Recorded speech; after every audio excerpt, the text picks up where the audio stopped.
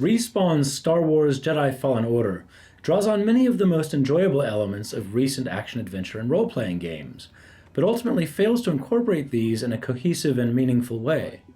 While it is refreshing to return to a single-player Star Wars experience that is enjoyable enough to complete a single playthrough, the game's inability to bring its gameplay elements together in a way that feels exciting and rewarding is a bit of a disappointment. Jedi Fallen Order follows the exploits of Cal Kestis, a former Padawan evading discovery by the Empire following the events of Star Wars Episode III: Revenge of the Sith.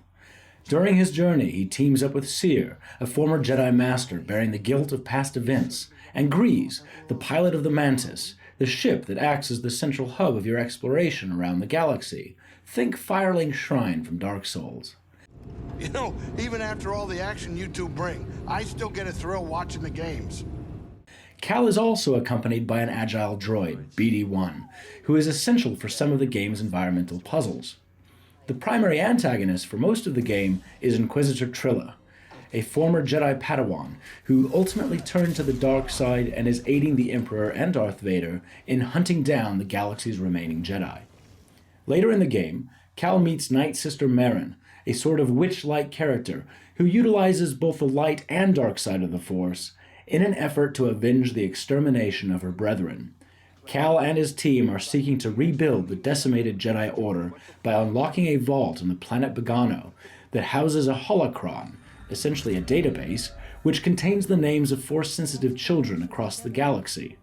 Trilla is also after the holocron for obvious reasons, as it will give the Inquisitors the opportunity to either kill these children or turn them to the dark side.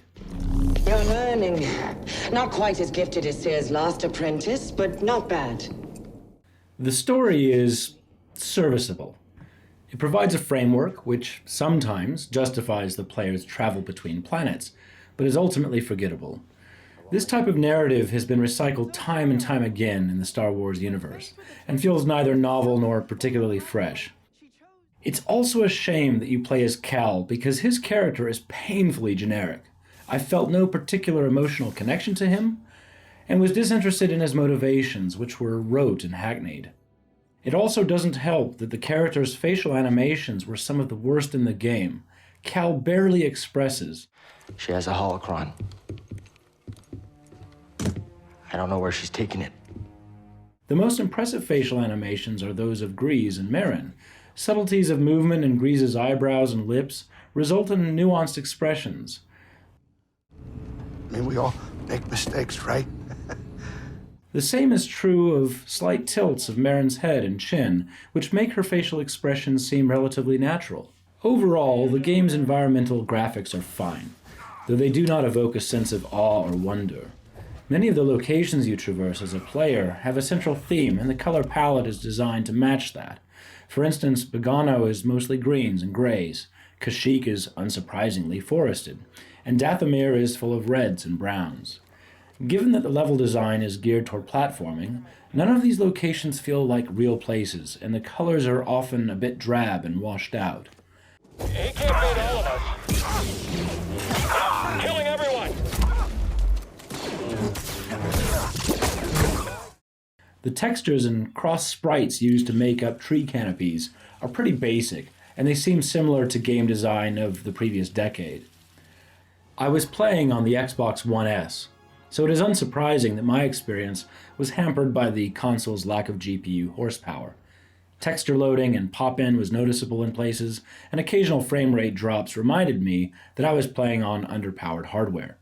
Still, none of these issues are deal breakers in terms of the enjoyment of the gameplay. In my view, the fun to be had in this game is in the platforming and exploration. Jedi Fallen Order incorporates many elements from a number of games that make world traversal feel both familiar and exciting. It has some of the platforming of the Uncharted games and recent Tomb Raiders. Cal scales walls and climbs up ledges that are marked by specific texturing, such as vines and lightly painted edges. He navigates seemingly impossible leaps using a combination of force powers, such as force pull and the double jump. Additionally, the developers have reached a bit further back in video game history and tapped into 2003's Prince of Persia: The Sands of Time for Cal's wall running. The fluidity of motion in the character models of both Cal and BD1 are notable. The developers clearly spent a bit of time adding in additional frames to make these characters' movements seem natural. The effect is subtle, and it's something I was not always conscious of, which I suppose makes it all the more effective. There are a number of environmental puzzles, which are deployed mostly successfully. At certain points in the game, you unlock secrets and new areas by manipulating metallic orbs that can be interacted with physically or by using force push and pull. The first few instances of these are refreshing, but they get tiresome by third or fourth exposure to the mechanic.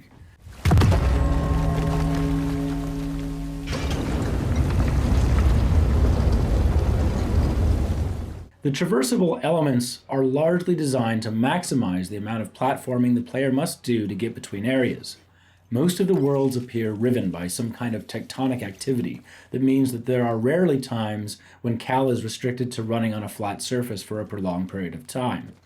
Additionally, if Cal needs to travel downward in a level, there is usually a very long ramp for that purpose.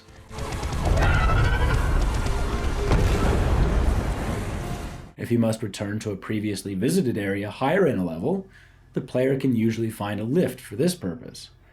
The game utilizes the bonfire mechanic of Dark Souls, offering the player a place to save, regain health, and pump points into the skill tree. However, Cal cannot warp between bonfires, as the player could in the later stages of Dark Souls 1 and throughout the whole of the two sequels. The aforementioned skills tree is fine, and boosts to base health and force power are marginally beneficial, but none of these powers feel particularly essential, and some of the best ones are accessible so late in the game that you barely get the opportunity to enjoy them. Cal's progression from Padawan to full-on Jedi feels considerably back-ended as a result.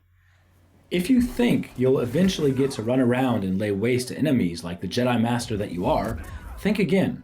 Some of the mechanics of previous games like Star Wars Jedi Knight 3, Jedi Academy, are present, such as dual wielding and lightsaber throws. But these are restricted to fairly specific occasions and are not available until late in the game. Dual wielding is not something that Cal can do all the time. It is a specific move that depletes his force meter. Combat in Jedi Fallen Order is hit and miss, no pun intended. The game has 4 difficulty modes: Story Mode, Jedi Knight, Jedi Master, and Jedi Grandmaster. Toggling these settings results in changes to things like enemy aggression and the length of time available to the player to successfully parry an enemy attack. I mainly cycled through the first 3 difficulties and would resort to Story Mode if I was getting particularly bored with the repetition of replaying the same sequence over and over again. Comparisons have been made between Dark Souls and Fallen Order in terms of the player's susceptibility to misadventure and the relative difficulty of both bosses and minor enemies. While there may be some truth to these comparisons at a base level, combat is not as responsive as it is in the Souls series, and falling off ledges is not as punishing. For instance, a mistimed jump does not lead to Cal's death, simply a slight hit to his health meter. Some of these falls can be a bit irritating, as the player's ability to control Cal on ropes and during wall jumps can feel imprecise. Parrying in combat is equally unreliable. If Cal is surrounded by enemies while locked onto a specific opponent, parry timings can occasionally be broken, leaving Cal susceptible to aggressive counterattacks from the targeted enemy and the others surrounding him. Despite the comparisons to Dark Souls, boss fights in Jedi Fallen Order are not particularly memorable. They also don't feel particularly rewarding. Throughout the world, there are a number of elite beasts that the player can optionally take on. These feel like filler, and given that they are technically unnecessary to advance the story, any sense of urgency is immediately deflated. Their movesets are also uninspired and often boring. Later in the game, Cal occasionally has scripted surprise encounters with bounty hunters. The difficulty of these fights is superficially increased simply by virtue of there being 2 bounty hunters at once. Again, concluding these fights does not lead to a sense of accomplishment. These opponents simply feel like unnecessary obstacles, inhibiting the flow of the player's exploration of the world. There are a few main bosses in Jedi Fallen Order. There are recurring encounters with Trilla as the primary antagonist of the game. But the only two bosses that are even remotely memorable are the Ninth Sister and Terran Malicos. Cal faces the Ninth Sister in the high canopies of Kashyk's forest, and Malicos within the depths of Dathomir's ruins. The Ninth Sister is completely forgettable, as her character is given virtually no introduction, and we are meant to then take her seriously as a notable opponent. Malicos is given a bit more narrative background, and his voice actor, Liam McIntyre, is quite expressive. As a result, I was more likely to listen to his dialogue, and was marginally more engaged with his story. Still, he serves in a tangential role to the overall story, and defeating him after memorizing his relatively limited moveset is not particularly rewarding. Star Wars Jedi Fallen Order sets out to capture many of the enjoyable elements of some of the last decade's most memorable games, while wrapping it all up in the lore and mythos of a multi-billion-dollar entertainment franchise. However, it misses the mark in a few important areas, including its narrative, the fluidity of its combat, and the lasting memorability of its levels. It's a jack of all trades and a master of none. While fun can be had in isolated bursts, holistically, the game fails to spark sustained joy. Hopefully its sequel achieves greater heights. Need to keep moving. Take him out. Let me go after the ball.